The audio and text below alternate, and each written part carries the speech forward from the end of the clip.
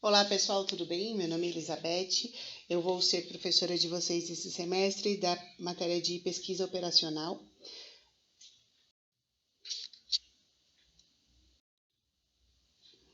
Nessa matéria, nós vamos falar um pouco, nesse semestre, sobre os objetivos, a natureza, impactos e princípios de sociedades. A pesquisa operacional, ela apoia o processo de tomada de decisão. Tomar decisões é uma tarefa básica quando nós estamos falando em gestão. Vocês estão aí no curso de administração e muitas vezes vocês vão precisar tomar certas decisões. E esse estudo de pesquisa operacional contribui muito para isso. Cabe a pessoa que tem essa necessidade de decidir, o decisor, identificar e definir qual é o problema, formular os objetivos, analisar as limitações e avaliar as alternativas para fazer a melhor escolha. Então, ao longo desse semestre, nós vamos trabalhar com esse foco. Então, dentro das nossas atividades, nós vamos buscar sempre identificar e definir qual é o problema, formular quais são os nossos objetivos, analisar quais são as limitações, os empecilhos, aquilo que não deixa você seguir adiante e avaliar qual é a alternativa, O que eu posso fazer para conseguir atingir o meu objetivo superando essas limitações. Pesquisa operacional define, faz uma modelagem e uma tomada de decisão em sistemas reais. Esses sistemas eles são determinísticos ou probabilísticos. Eles determinam ou trazem uma probabilidade relativa às necessidades de alocação de certos recursos escassos. Então, são os fatores limitadores, Então, dentro do que eu tenho, eu posso ter certas limitações que vão fazer com que eu tenha que tomar outras decisões a não ser aquelas que eu imaginava. O processo de decisão ele pode ser definido por duas vertentes, abordagens qualitativas ou quantitativas. Qualitativas, não existem muitos cálculos feitos em cima disso, elas vão ser decididas baseadas na experiência, na vivência, nos conhecimentos que o decisor tem. Então, vai vir muito do conhecimento e da vivência que ele tem de acordo com aquele assunto. Já as decisões quantitativas, elas passam por problemas complexos, que é justamente o que a gente vai usar. Então, nós vamos aprender a calcular qual é a melhor decisão, qual é o melhor ponto de decisão para que a gente chegue na melhor escolha. Da onde veio tudo isso, Lá da época da Revolução Industrial, houve um crescimento muito grande das organizações e a complexidade dos sistemas mudou. Você tinha um processo de fabricação anterior à Revolução Industrial, que era um processo manual, era um processo familiar, onde cada um tinha uma definição do que ia fazer e cada um fazia o quanto aguentava e as suas quantidades já quando você tem a Revolução Industrial, você entra num processo de linha de produção. Então, você começa a ter definições mais claras de cargos e funções, de competências. Então, o que cada um tem e deve fazer? Quanto que é a sua meta do dia? O que você precisa alcançar? Qual é o seu objetivo ao final da semana, ao final daquele mês, ao final do semestre? É uma visão mais adiante, não é simplesmente fazer para o dia. É já se programar para a semana, para o mês, para o semestre, para o ano, de forma que você consiga atender às necessidades da demanda que está solicitando isso da indústria. Então, existe uma mudança da visão. O início das atividades. Os problemas estratégicos e táticos, eles vêm da época da Segunda Guerra Mundial. Então, lá na época da Segunda Guerra Mundial, nós passamos a aprender a trabalhar com estratégia. né? Então, qual é a estratégia daquele determinado gestor? Toda vez que você tem dentro de uma empresa a troca de um gestor, a estratégia muda. Por quê? Porque ele traz dentro da bagagem dele, da vivência de outras empresas que ele veio, da experiência profissional, da experiência educacional mesmo, né? Até de você trocar de faculdades, né? Você vem de uma universidade, outro colega vem de outra universidade, as vertentes são diferentes e você traz conhecimentos e bagagens diferentes, que fazem com que você tenha estratégias diferentes de ação para a mesma situação. Então, quando uma empresa não está indo bem, os diretores dessa empresa procuram trocar a gestão, as pessoas que estão fazendo a gestão dos setores, para que esses setores fluam de uma maneira mais eficiente, porque aquela estratégia não está boa. Né? E esse conceito, né, de planejamento estratégico vem lá da Segunda Guerra Mundial. Fatores chaves para o crescimento, então, da pesquisa operacional. A readaptação do parque industrial. Isso foi um fator que gerou uma necessidade muito grande de estratégia. Como eu falei, antigamente você tinha uma característica predominante de artesãos familiares e de repente você passa a ter parques industriais, onde você tem processos de produção mais elaborados, com equipamentos mais sofisticados, né? Muito além dos teares manuais. Né?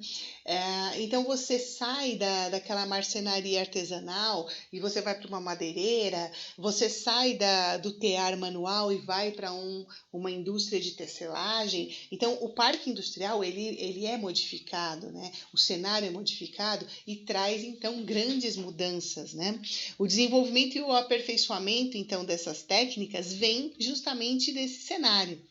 As melhorias dos sistemas de hardware e software vieram com o passar do tempo, né? Então a automatização dos equipamentos. Você tem equipamentos que deixam de ser equipamentos de trabalho manual, de trabalho braçal, e passa a ter, então, equipamentos que são automatizados. E com o passar do tempo, né, nós temos aí todo o cenário da automatização, uma grande mudança. Né? A característica dos primeiros computadores que ocupavam salas enormes, e hoje você carrega um computador dentro da mochila. Né? Então, isso são as melhorias que vieram acontecendo nos sistemas de hardware e software. Né? E também a tecnologia, né? Como que esses microprocessadores conseguem realizar as tarefas que eles são programados. A pesquisa operacional, ela propõe uma abordagem científica baseada na observação, formulação de problema, construção de um modelo científico, matemático ou de simulação. Então, esse fator é o que nós vamos caminhar aqui ao longo desse semestre. A natureza é aplicada a problemas de condução e coordenação de operações ou atividades na organização.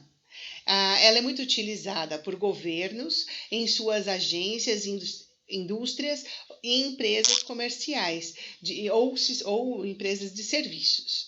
Né? Então, aí você já entra dentro da parte governamental, das indústrias e do comércio.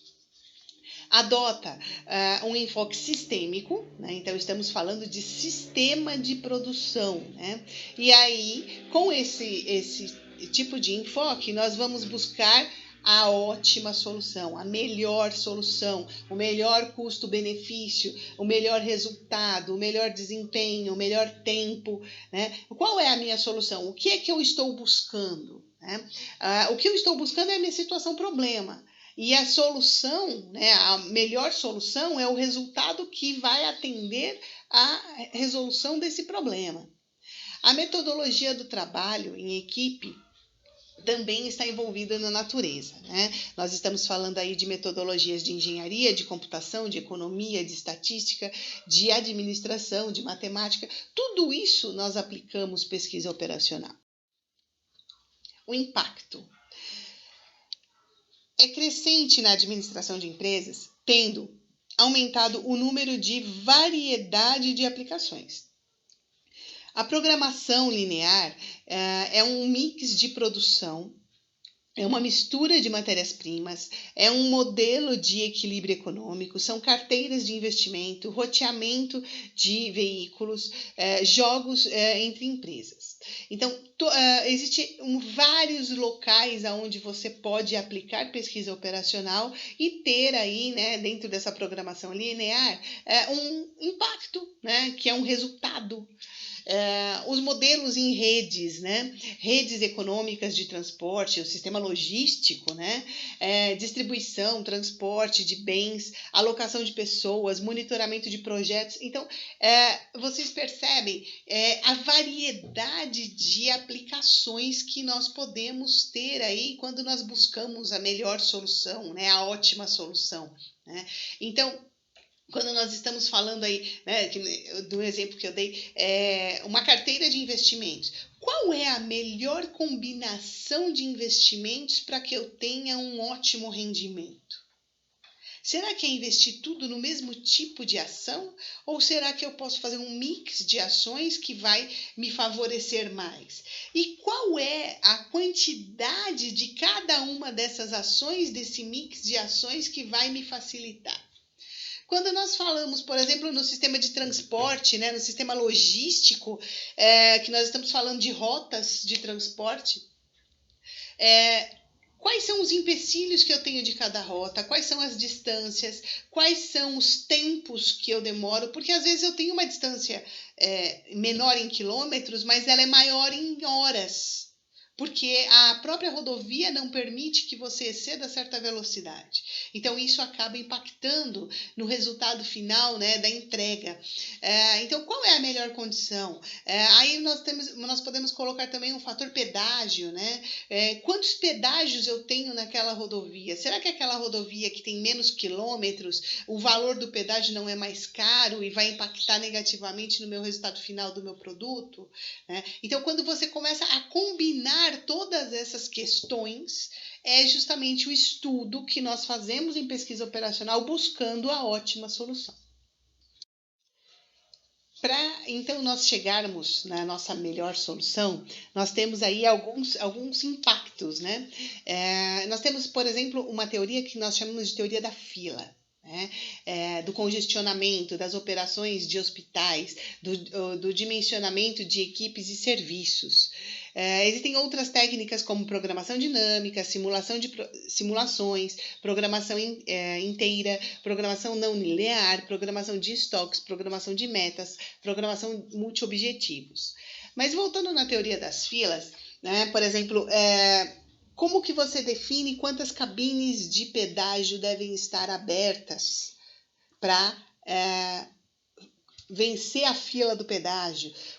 Como você define quantos caixas devem estar abertos no supermercado para que ele não tenha congestionamento de filas, né? Para que o público seja atendido rapidamente?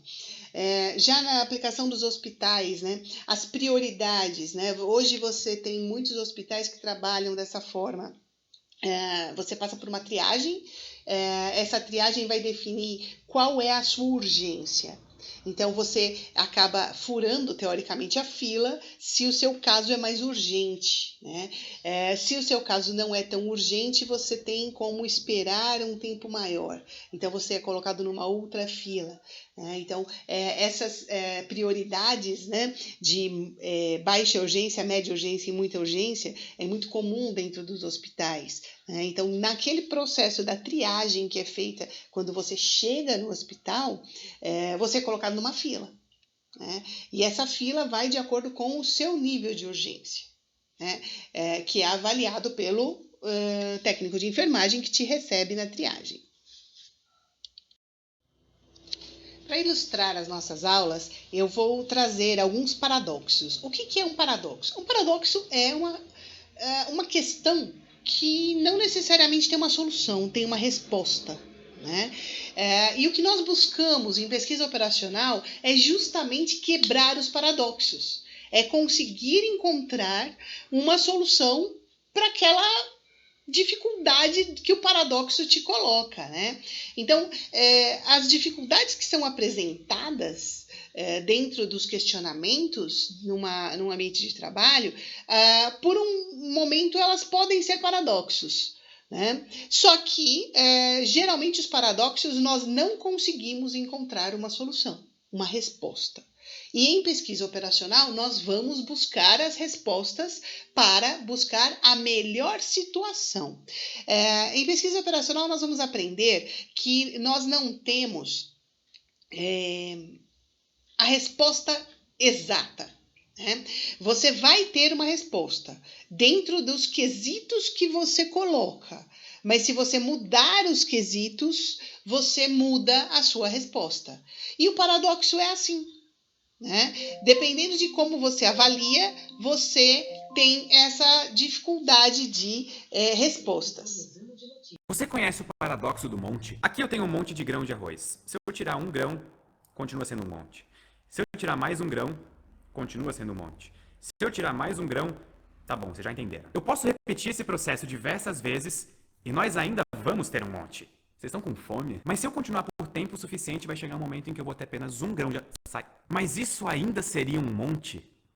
Em que momento que isso deixou de ser um monte? Esse é o paradoxo de Sorites. Além de montes de grão de arroz, a gente pode usar grãos de areia ou até mesmo tentar definir quantos fios de cabelo tornam alguém careca ou cabeludo. E felizmente esse problema tem muitas soluções. Por exemplo, nós poderíamos dizer que um número fixo de grãos de arroz define o que é um monte. Ou então dizer que um monte é definido pelo consenso das pessoas. Ou negar totalmente a existência de montes. Seres humanos são complicados e geralmente a gente tem problemas que parecem óbvios, mas não são nada óbvios. E o problema do monte é uma prova disso. E para você, quando que o monte deixa de ser um monte?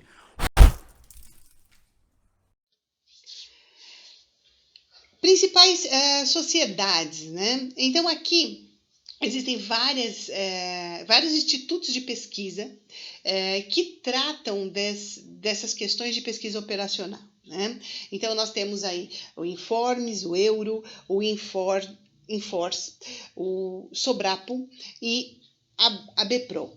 Essas são algumas das instituições, né, que trabalham aí, são associações que fazem pesquisas relacionadas à pesquisa operacional. Algumas são internacionais, outras são brasileiras.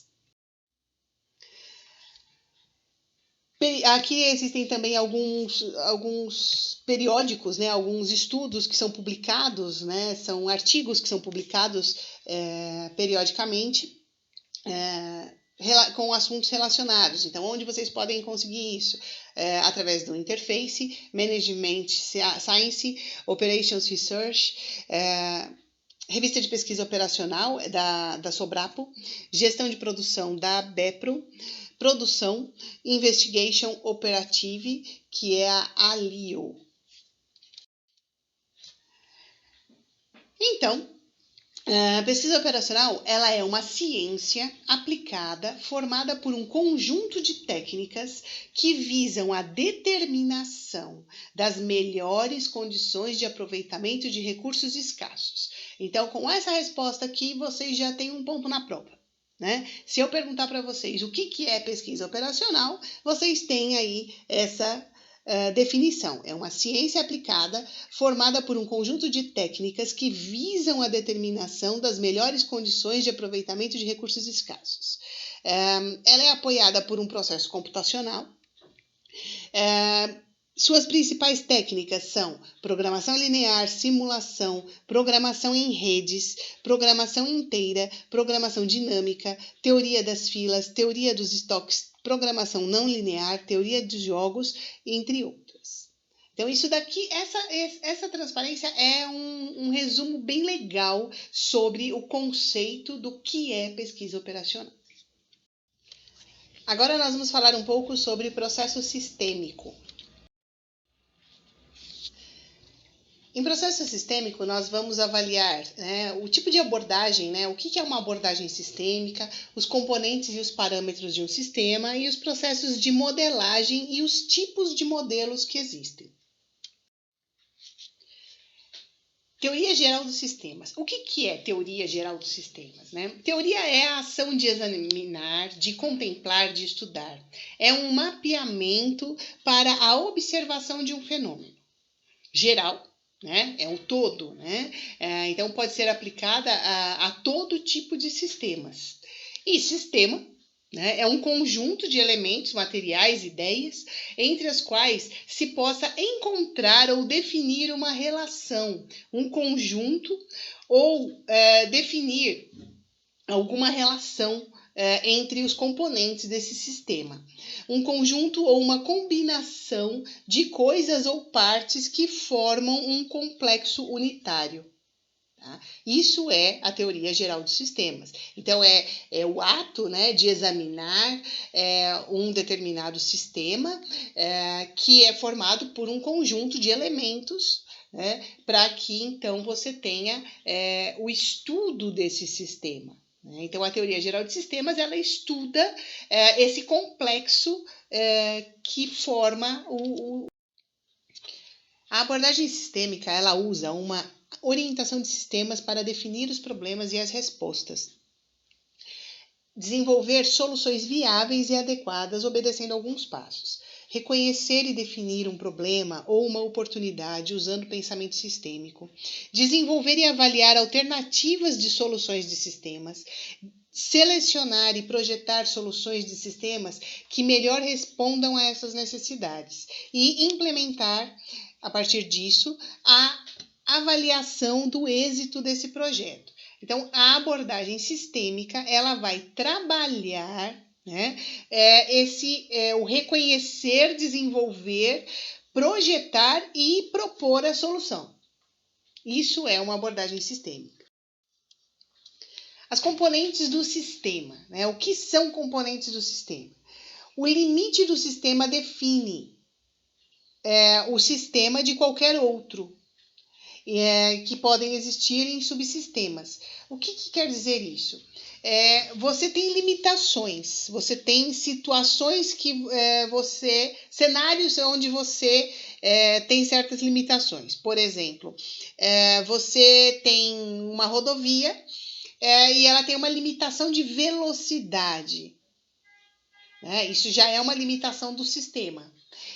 Você tem um caminhão de transporte e ele tem uma capacidade de carga para ser transportada. Quantas toneladas ele pode transportar sem prejudicar o funcionamento do veículo? Então, isso são limitantes do sistema. Né? Isso faz parte das componentes do sistema. A forma na qual esses elementos do sistema são organizados é chamado de configuração. Então, numa linha de produção, você tem a alimentação da linha de produção, você tem todo o processo de fabricação onde existe uma ordem de fabricar cada parte daquele sistema, que vai ser um equipamento, para lá no final do processo você ter o equipamento montado. Então, eu tenho uma ordem de montagem. Eu não posso montar as coisas fora de ordem, senão eu não consigo o meu resultado final adequado. Então, você tem os parâmetros do sistema envolvem a entrada do processo, o processamento das informações e as saídas. E quando tem alguma coisa errada, você tem uma retroalimentação. Isso a gente também chama de retrabalho. Né? Quando você chega no final, na sua saída, e você identifica que você não alcançou os objetivos que você queria, você tem que voltar na entrada, corrigir o que está errado, passar pelo processo de transformação novamente e entregar na saída para verificar se isso está certo ou não. Ainda falando dos parâmetros do sistema, o nosso sistema ele pode ter subsistemas. Né? Então, eu posso dividir esse processo de transformação em outros subsistemas que alimentam esse sistema. Isso é muito comum, por exemplo, nas fábricas montadoras de veículos. Elas não são mais fábricas de veículos, né? Como antigamente você tinha a Volkswagen, que tinha mais de 5.000 funcionários trabalhando lá dentro, e todo mundo produzia todo o veículo lá dentro. Hoje não é mais assim. Hoje nós temos subsistemas que alimentam a montadora de veículos. Então, são várias outras empresas que fabricam partes dos veículos. Então, tem empresa que só fabrica porta, tem empresa que só fabrica vidro, tem empresa que só fabrica banco, tem empresa que só fabrica motor. Todas elas alimentam essa montadora de veículos que vai brincar de Lego, né? Ela vai pegar cada uma dessas partes e reunir, né? Então, na entrada, ela recebe essas partes dos subsistemas e começa a fazer o processo de transformação, a montagem do veículo, para lá no final você ter um veículo que foi projetado e que eles vão comercializar. Se esse veículo não estiver conforme as regras, ele volta para o processo não retrabalho para ser corrigido o processo. Eu não sei se vocês conhecem o método PDCA, né, que é Plan, Do, Check and Act. É planejar, executar, checar e agir, né? Então, isso é muito semelhante ao que nós estamos falando. Nós começamos lá na identificação do problema, no desdobramento do problema, que é o entendimento desse problema, o levantamento das causas do problema. Por quê? Porque talvez, se eu reconhecer as causas, eu consiga identificar um processo de solução, né? Tendo tudo isso em mãos, eu vou propor o meu plano de ação, né? Agora nós estamos começando a agir, né? É onde começa a entrar os estudos de pesquisa operacional, né? Que tipo de ação eu vou ter? Então, essa proposta desse plano de ação vai ser colocado em prática, que é a execução do plano de ação, que é o DO.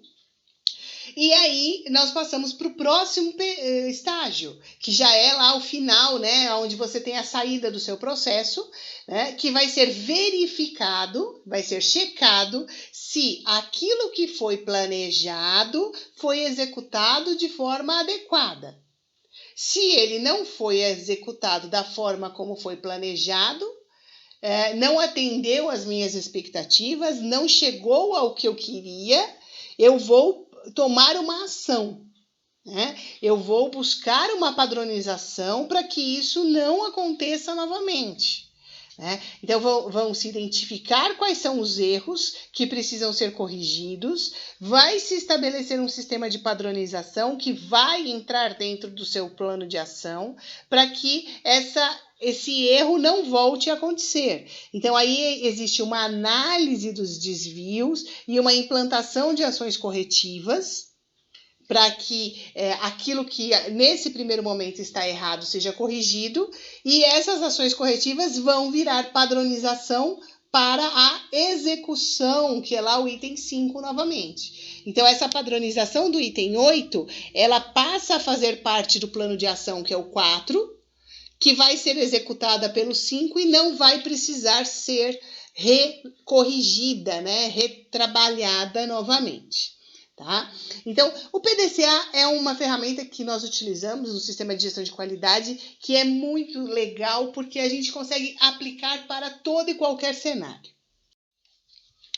Aqui tem o exemplo da montadora que eu falei para vocês, né? Você tem diversos fornecedores, cada fornecedor tem um tipo de produto que ele fornece, que vão chegar até a montadora para que ela realize a montagem do veículo e esse veículo seja aquilo que realmente foi projetado. Então, eu tenho que, lá na saída, se eu projetei uma Ferrari, tem que sair uma Ferrari e não uma Mercedes. Quais são as vantagens dos modelos? Ela força o decisor a tornar explícito o seu objetivo. Eu tenho que deixar claro, eu quero chegar aonde? Qual é o resultado que se espera? O reconhecimento das limitações. Então, já que você sabe qual é o seu resultado final, quais são as suas dificuldades para alcançar esse resultado final?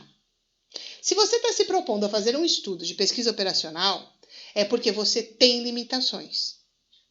Você sabe qual é o seu objetivo e você não está encontrando uma maneira de atender ao seu objetivo. Então, você faz estudos de reconhecimento, né, de limitações, para saber o que está sendo entrave para você. Identificar as relações possíveis entre os elementos. O que tem ligação? Lembra que lá no PDCA nós falamos de buscar a causa? Né? É exatamente isso. O que está causando as minhas limitações? A clareza dos relacionamentos entre as decisões.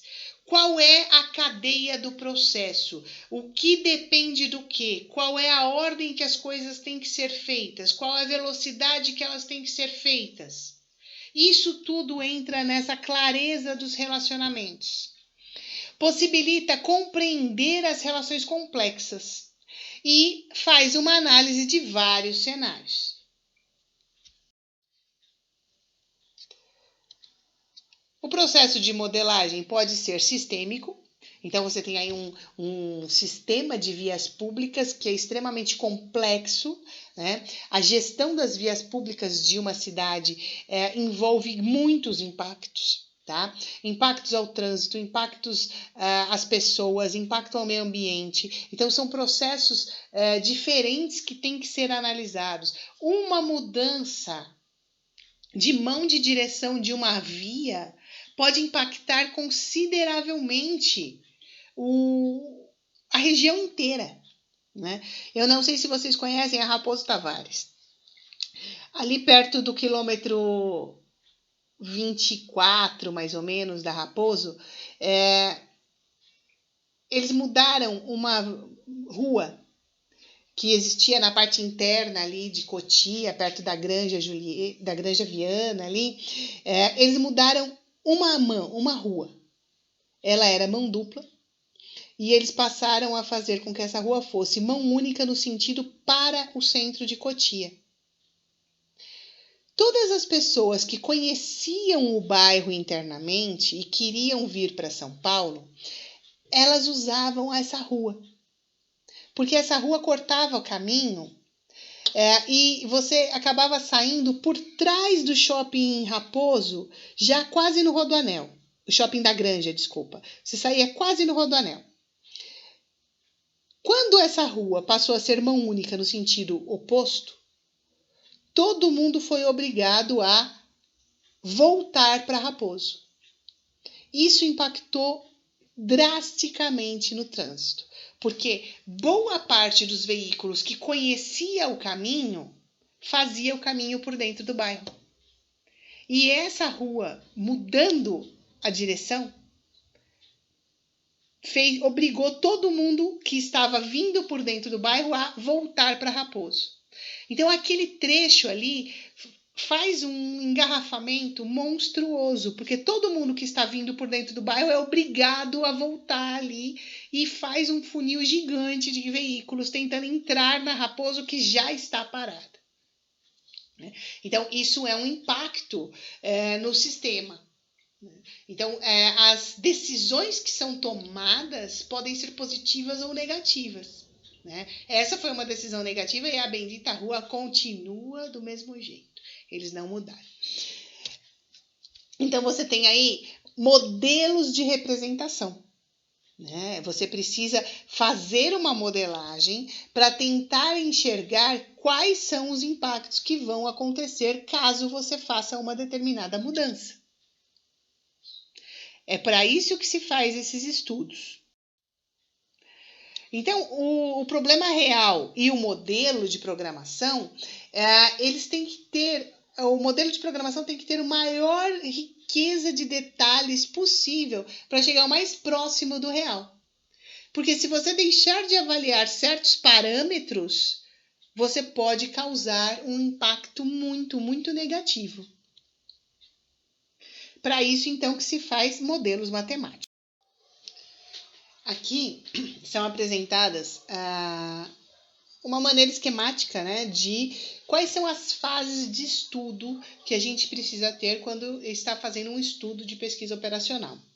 Então, nós temos a formulação do problema, a obtenção do modelo, né? Qual vai ser o modelo que eu vou utilizar, a escolha do método, a obtenção dos dados, os resultados, o teste para verificar se esses resultados atenderam ou não à minha necessidade, a implantação de uma solução caso não tenha sido satisfatório o meu teste, né? Então, se o meu teste não foi satisfatório, eu vou ter que voltar, né? Eu vou ter que propor uma solução, voltar lá no meu processo, realimentar a informação lá na formulação do problema e reconstruir o meu processo para chegar nos testes novamente e avaliar se ele é satisfatório ou não. Tá? Então, esse é o cenário, né? Toda essa movimentação que você faz, verifica, analisa se atendeu ou não, volta, corrige, né? Então, esse processo é um processo de alimentação e realimentação de informações até que você chegue na experiência desejada. Então, como que nós vamos fazer? Vamos dividir isso em etapas, em fases, para que ficar mais fácil. A fase da formulação do processo. Nós precisamos entender os problemas reais que surgem, né? Então, os problemas reais surgem de uma forma vaga e incerta. Diante disso, o analista de pesquisa operacional ele deve ser capaz de analisar e sistematizar essas situações reais. Portanto, para formular corretamente um problema, é necessário que o mesmo seja identificado. Se você não tem problema, você não consegue fazer estudo de pesquisa operacional. Tá? Então, primeira coisa, entender o problema. Qual é o meu problema? Além disso, são necessárias algumas informações para que você consiga fazer essa formulação. Tá? Para você poder tomar certas decisões adiante, você vai ter que ter algumas respostas. Qual é o meu objetivo? Quais são as variáveis de decisão? Quais são as restrições? E quais são os aspectos evolutivos? Na fase 2, nós temos a construção do modelo matemático. O modelo matemático é a representação de uma dada realidade através de uma expressão matemática que descreve o meu problema. Então, eu vou transportar aquela situação problema para uma formulação matemática. Se existem N decisões quantificáveis, então elas serão representadas como N variáveis do meu processo matemático. As relações e limitações que estão sujeitas às variáveis de decisão, elas são expressas por meio de equações ou inequações denominadas restrições. Guardem essa informação, restrições. O intuito pretendido é formulado em uma função e colocada em termos de variáveis de decisão denominada função objetivo. Outra informação importante, função objetivo. Então, aqui vocês vão guardar duas informações, restrições e função objetivo. Falando ainda dessa relação, né, das decisões, né, quais são os fatores que nós precisamos ter de tomadas de decisão, o que é importante para a gente ponderar, né? Esse vídeo do Paradoxo da Espera do Ônibus, ele traz esse cenário, né? Qual decisão eu preciso? Né? O que eu vou fazer? Né? Qual o caminho que eu preciso fazer? Então, prestem atenção no dilema que ele tem, todas as dúvidas que ele tem. Né? Então, essas dúvidas são as dúvidas que vão alimentar as nossas restrições. Tá? Então, prestem atenção nesse vídeo.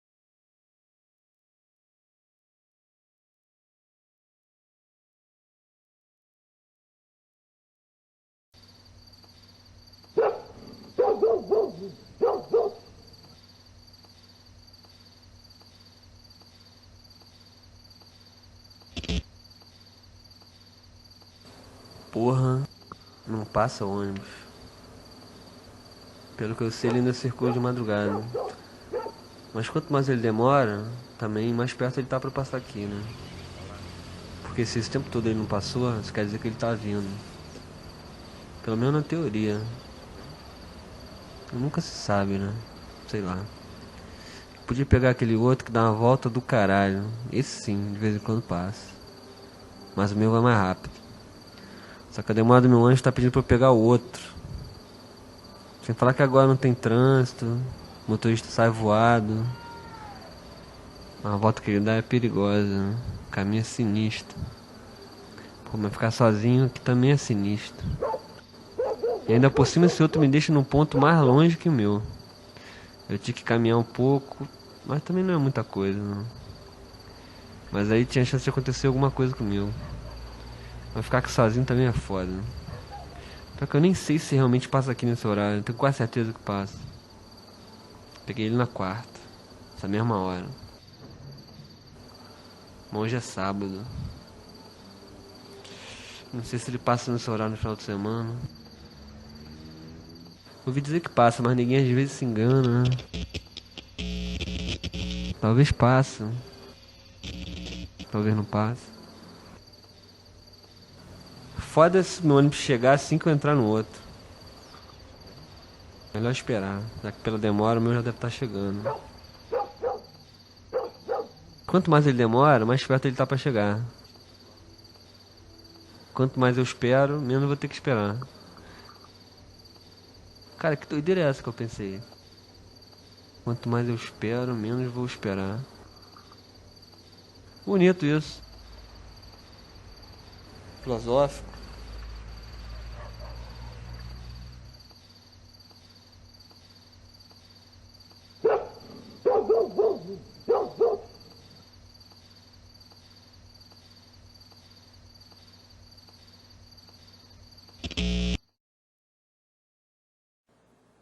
Ó o outro aí, piado. Porra.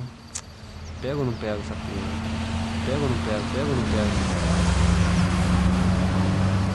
Mas já foi também.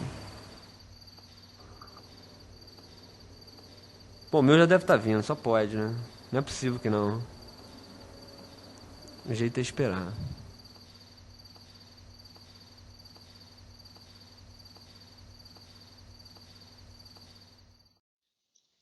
A fase 4, nós vamos buscar então a solução.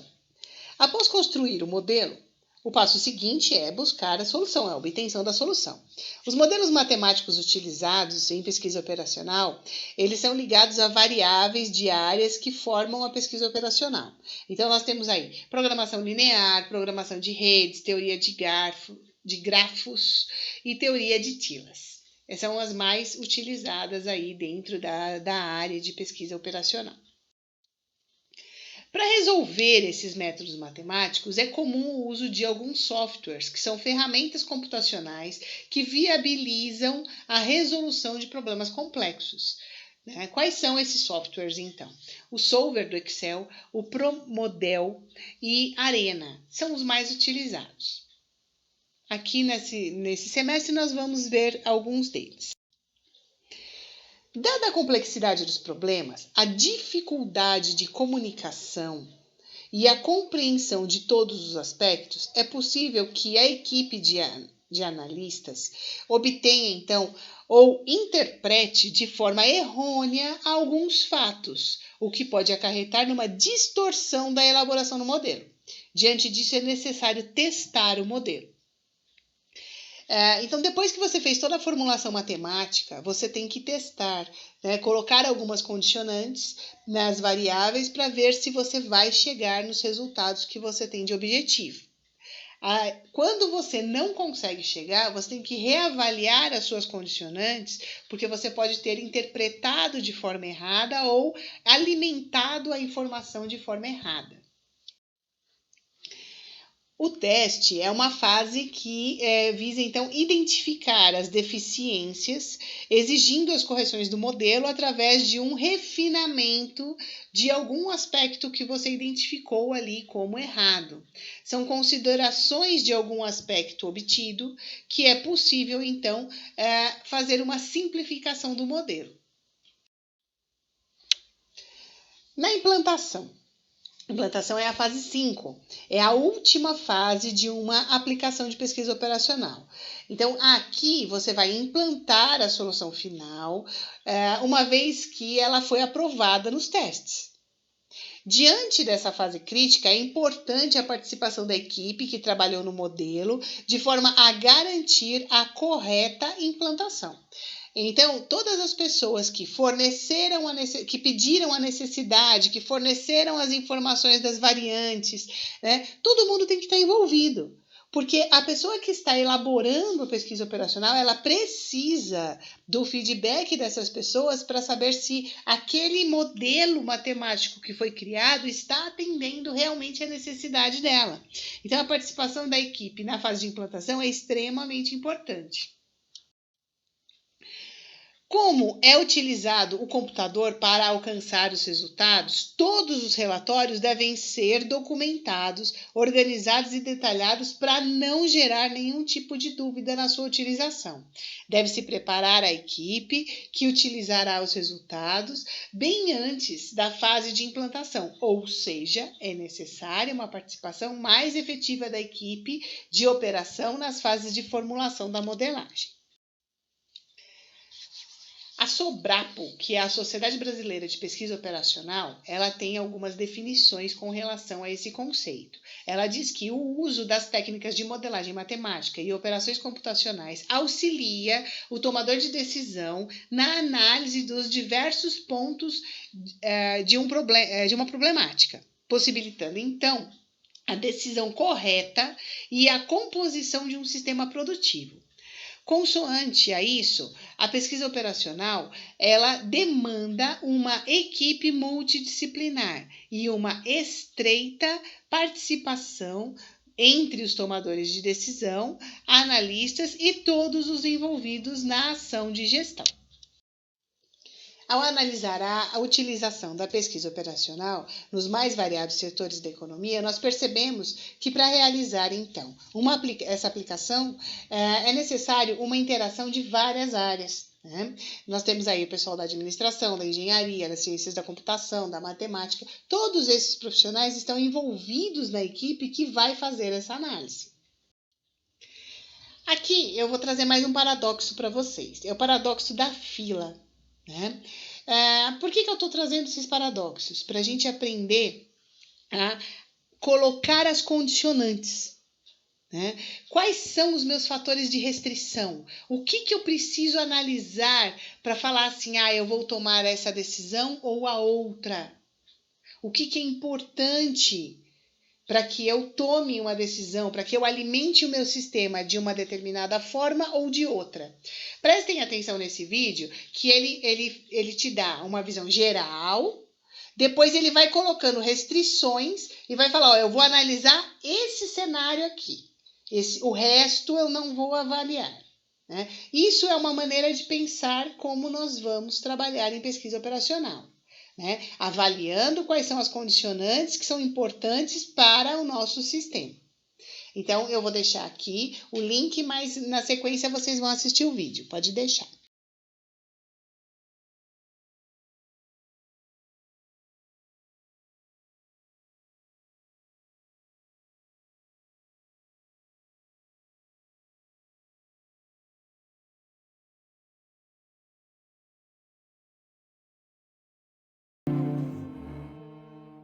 Faz de conta que estamos em um helicóptero pairado sobre um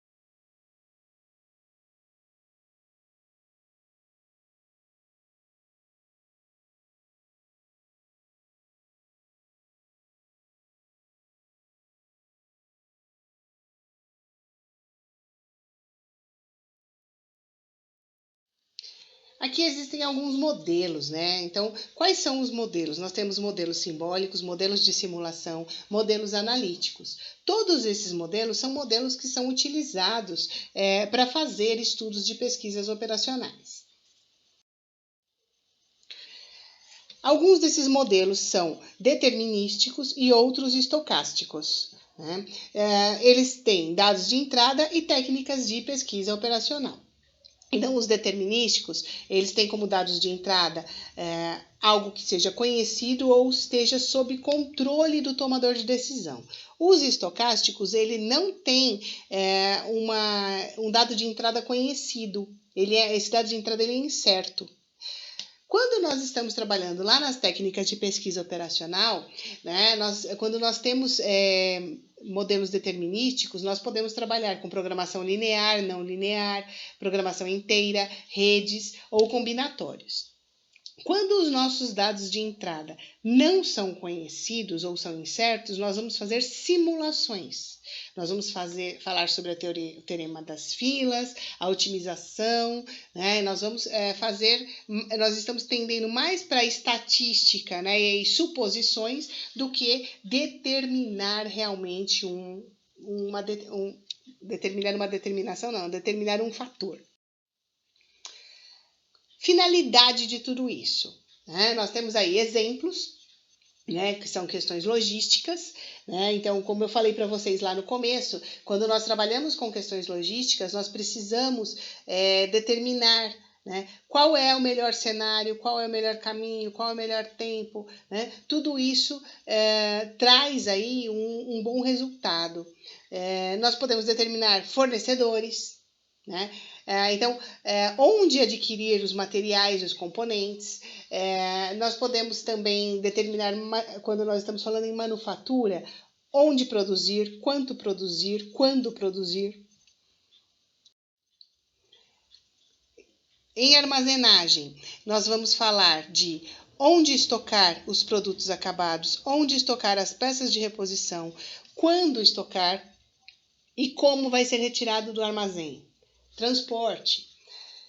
Qual é o tamanho da frota? Quais as rotas dos veículos? Quando e quanto eu preciso expandir? Quais são as modalidades dos transportes que eu vou utilizar? Aqui vocês têm o link da lista de presença e o código da aula. Vocês precisam preencher essa lista de presença para contar a presença de vocês na aula de hoje. No mais, obrigada, até a próxima.